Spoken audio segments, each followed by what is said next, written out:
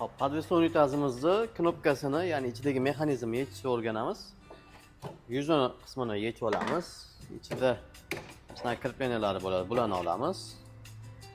Hop, bu mexanizmimiz vakuumli bo'lganini hisobiga ichida mana shtankalar bo'ladi. Buni bundan tortsak, shtankalari chiqadi.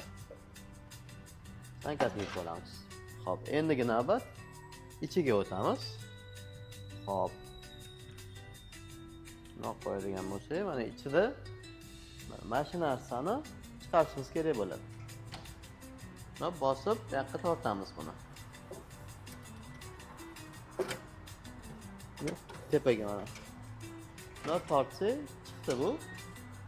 Shu ko'rinishdagi jihoz chiqadi ichidan. Buni olganimizdan keyin ichida sliv mexanizmimiz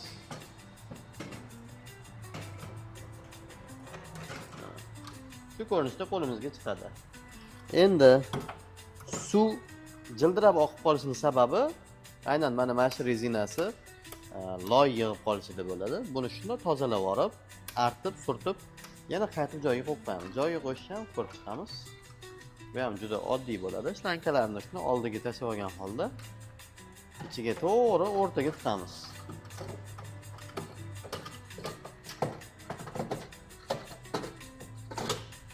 O'zi ichida ana joylashdi, ovoz chiqdi, eshitgan bo'lsangiz. Hop, endi bu fittingini olamiz. Va buni xuddi shu ko'rinishda o'shdan tepadan joylaymiz. Hop, ichiga qarasak, bu mexanizm ustiga o'tirishi kerak bo'ladi. Bu narsamiz shu o'tirdi. Hop, ichi joylashdi, mexanizm hech qayerga ketib qolmaydi, yonidan suv oqizib yormaydi.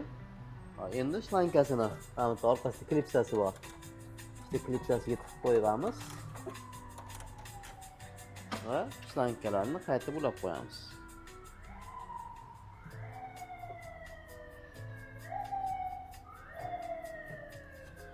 Buni joyiga qo'yamiz. Endi ko'pchilikda so'rash mumkin, buni suvni qanaqa qilib o'chiramiz degan mijozlarimiz uchun hamma mexanizmlarni ichida hop, mana shu ko'rinishdagi kranlari bo'ladi.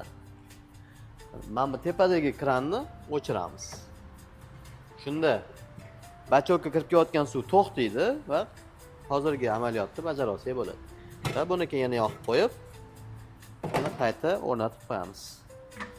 Buni qo'yamiz, bu yerda o'zini kirpenalari bor. Hop, buni bundan qo'yamiz. Hop, bu kirpenani bu yoqqa tiqamiz. Va oxiri shapkasi, ya'ni knopkasini tepadan boshlab joylab qo'yamiz.